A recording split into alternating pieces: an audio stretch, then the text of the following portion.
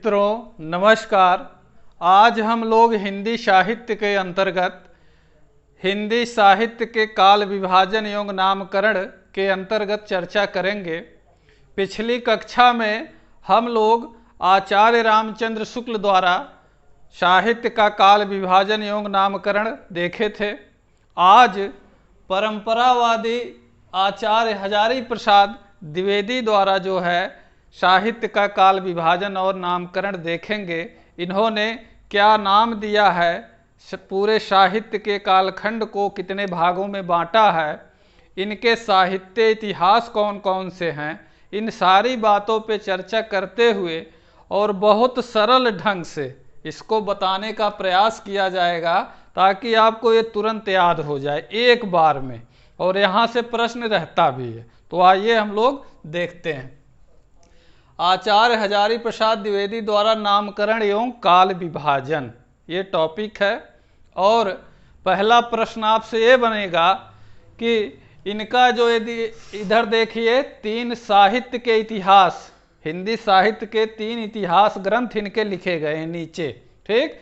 हिंदी साहित्य की भूमिका 1940 ईस्वी, इसको पहले आप लोग नोट करेंगे। हिंदी साहित्य उद्भव और विकास, ठीक है, उद्भव और विकास या उद्भव और विकास, यहाँ जो है और बढ़ा लीजिएगा, ठीक। यहाँ आप लोग हंस पदिका लगा के और लिख लीजिएगा ऐसे, ठीक।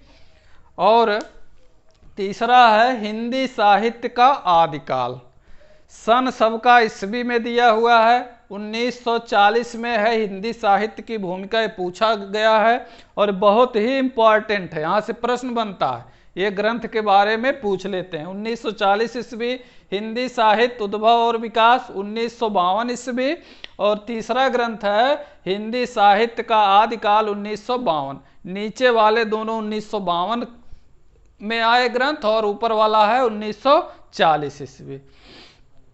पूछा जाता है प्रश्न आपसे कि आचार्य हजारी प्रसाद द्विवेदी किस तरह के इतिहासकार हैं, तो परंपरावादी। क्यों परंपरावादी हैं?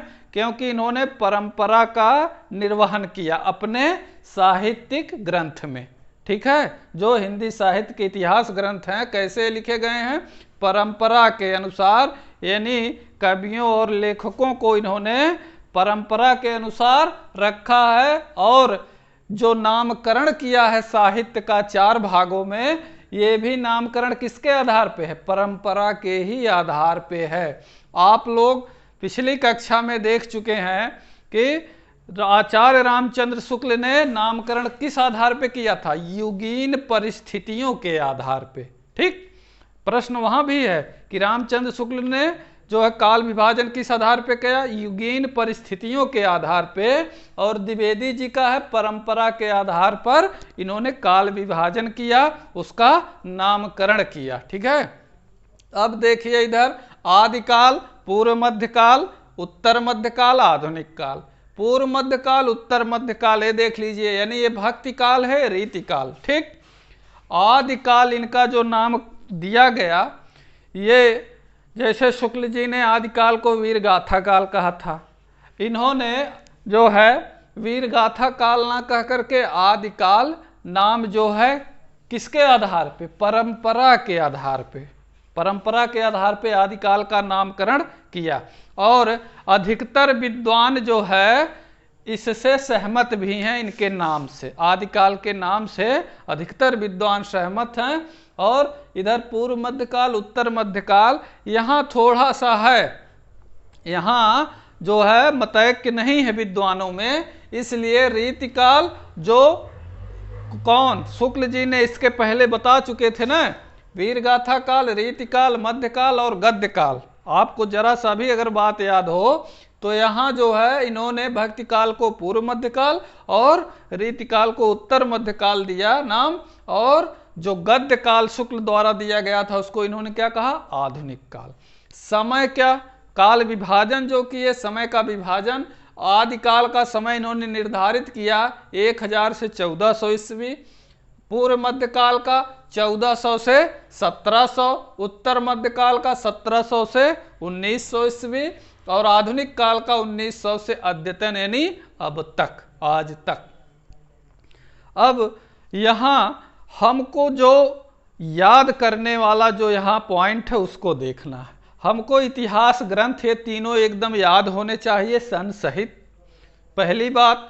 दूसरी बात, ये जो इनका परंपरा के आधार पे यहाँ से प्रश्न बनेगा कि ये किस आधार पे जो है नामकरण किए हैं साहित्य का। साहित्य को 4 खंडों में इन्होंने बांटा, तो किस आधार पे? परंपरा के आधार पे, पहला प्रश्न।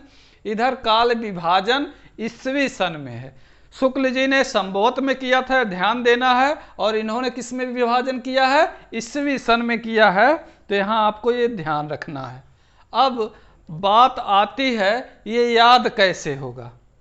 बहुत ही सरल ढंग से इसको हम बताने का प्रयास कर रहे हैं। ध्यान से आप लोग देखिए, और ये 2 मिनट में याद होगा आपको, 2 मिनट से ज़्यादा नहीं लगेगा। तो आइए देखते हैं कैसे याद होगा। आदिकाल 1000 से 1400 तक, तो ध्यान दीजिए थोड़ा सा। 1000, यहाँ 1000 लिखा हुआ है, और इनके नाम में आप देखें तो हजारी लगा हुआ है, ऐसे आप लोग अंडरलाइन कर लेंगे। हजारी, हजारी का अर्थ क्या है? हजार। अब बात यह है कि ये कहाँ तक गए, सीमा उसकी क्या है, सीमा कहाँ तक निर्धारित की गई है? 1400 तक। यानी 1000 में 400 वर्ष आपको जोड़ना है। तो वो 400 वर्ष बाई चांस आप भूल गए, उसको कैसे निकालेंगे? वो यहीं लिखा हुआ है, देखिए कितने खंड में विभक्त है ये। तो ऐसे आप इसको नंबरिंग भी कर सकते हैं, 1, 2, 3 और 4। तो इन्होंने हिंदी साहित्य को 4 भागों में बांटा, नामकरण किया।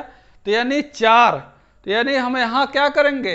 1000 में 4 जोड़ेंगे, केवल 4 नहीं 400। कहाँ तक पहुँच जाएगा? 1400। तो इसको तुरंत हम यहीं +4 लिखेंगे, ठीक है? +4 ऐसे लिख लीजिएगा इसको, और इसको जो है एक गोले के अंदर कर लीजिए। ट्रिक पॉइंट है। 1000 कहाँ से हम लिए? हजारी से। और 4 कहाँ से लिए? इन चारों खंडों से, ठीक? 1000 से 1400, जहां खत्म वहीं शुरू। 1400 उसकी जो समय सीमा निर्धारित की गई आदिकाल, ऐसा नहीं है कि 1400 जाके वहीं तुरंत ब्रेक लग गया, ऐसा नहीं होता है साहित्य में।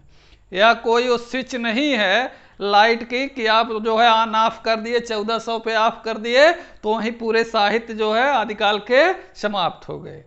वो आगे पीछे भी चलता रहता है कुछ दिन, उसका संस्कार बहुत दिनों तक बना रहता है। तो ये आपको ध्यान देना है। पूर्व मध्यकाल 1400 से 1700, ठीक? तो 14 में 3 आपको अब जोड़ना है, प्लस इधर 3 कर दीजिएगा, ठीक है? +3, ये ट्रिक पॉइंट आपका है। फिर उत्तर मध्यकाल, यानी जहां खत्म फिर वहीं से शुरू, 17, 2, 19, तो 1700 से 1900 ईस्वी तक उत्तर मध्यकाल का काल विभाजन यानी समय निर्धारित किया गया। यहाँ +2 रख दीजिएगा। तो ध्यान से देखिए, ऊपर से घटते क्रम में 4, 3, 2 ये क्रम बनाए आपका, ठीक है? 4, 3, 2, और आधुनिक काल जो 1900 से जहां खत्म वहीं शुरू, और अद्यतन का अर्थ है आज तक। तो ये बहुत आसान है, आप इसको ऐसे बना के रखिएगा। यहाँ से प्रश्न बना है, विगत परीक्षाओं और आगामी परीक्षाओं में भी संभावना बनती है। यहाँ से जो है क्या है, ये परंपरावादी इतिहास लेखक हैं, ठीक है? हिंदी साहित्य का जो इनका हिंदी साहित्य में जो योगदान है आचार्य हजारी प्रसाद द्विवेदी का, एक परंपरावादी के रूप में है। इसको याद रखिएगा। परंपरा के आधार पे नामकरण है, और काल विभाजन तो बहुत सरल है, ठीक? इसको बनाइएगा। और इन रचनाओं को, ये जो ग्रंथ हैं इनके साहित्य इतिहास के ग्रंथ हैं तीनों, ये बार बार पूछे गए हैं। तो इसको जो है यहाँ नज़रअंदाज बिल्कुल मत करिएगा, ये आपको याद होना चाहिए, ठीक? प्रयास पसंद आएगा आपको, हम आशा करते हैं। और इसी आशा के साथ आपसे मिलेंगे अगले प्रयास के साथ। धन्यवाद।